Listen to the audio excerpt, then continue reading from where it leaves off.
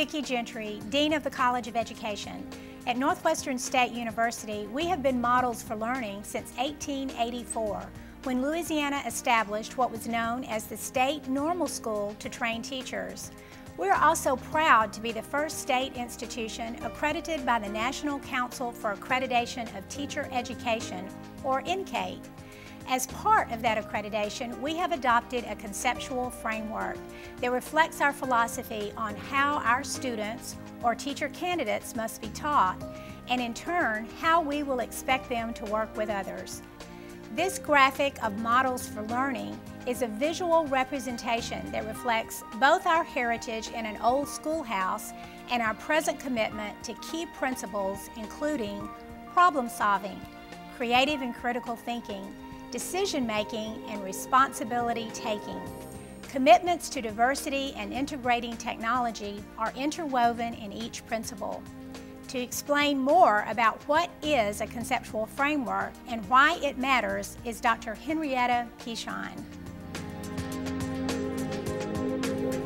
Ordinarily, organizations need shared and understood mission, vision, and values. And the conceptual framework does just that for our College of Education and other people and organizations with which we work, such as our partners in P-12 schools and other settings. Our conceptual framework provides purposes and goals and is the basis for what we teach, how we teach, and how we evaluate the effectiveness of that teaching. It also guides the theories, research, and policies we use. Most importantly for candidates, it provides clear expectations for their competencies and skills, knowledge, and dispositions, which relates to the candidate's attitudes, beliefs, and values. A conceptual framework matters because it can and should distinguish one institution from another. At NSU, Models for Learning is more than a slogan. It is our commitment to remain the role model in teaching and learning. Thus, anyone matriculating through our program should develop competencies in problem solving, creative and critical thinking, decision making, and responsibility taking while remaining committed to diversity and technology. To introduce further the principles of the conceptual framework, we will begin with our commitment to diversity, which will be explained by Dr. Jackie Mason. As we look around our communities, we can see the expanding diversity. Educators must therefore develop multicultural and global perspectives. Diversity is more than race. It also includes gender, disability, economic class, sexual orientation, and language. Valuing individual differences and helping all students learn are at the heart of what we believe and what we do. To achieve these, our candidates learn how to adapt instruction for different learning styles and exceptionalities. They learn how to connect instruction to students' experiences and cultures. They develop effective and sensitive communication skills. They interact with diverse populations. While a candidate at NSU, you will have coursework, field experiences, and clinical practice designed to help you achieve these competencies. Along with diversity, integrating appropriate technologies to enrich teaching and learning is a pervasive element of our conceptual framework. Dr. Ron McBride will further explain. I'm Dr. Ron McBride. I have worked in educational technology for 37 years. At NSU, we are a state leader for incorporating technology into teaching and learning, whether for the classroom or for distance learning. We model what we believe and help teachers do the same through our online graduate degree and certification programs. Northwestern State University endorses the notion that technology must be an integral part of teaching and learning.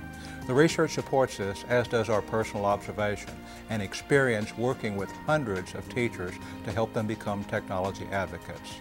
It is now more important than ever for classroom teachers to understand the importance of using technology as a strategy for teaching, to support instruction, to engage the learner, to increase motivation, and to expand access for all students, be they homebound, possess physical challenges, or have a history of limited access for social and economic reasons. While Northwestern has many firsts to do this in its storied 125-year history as Louisiana's first and premier teacher preparation program, we understand what we must do first. Our objective as an educational technology program is to prepare teachers to be technology advocates. By so doing, help them build a learning environment where all students prosper and have the opportunity to reach their goals using the tools of technology. You've now been introduced to diversity and technology as commitments interwoven throughout the conceptual framework. Now to discuss problem solving is Dr. Sang Park.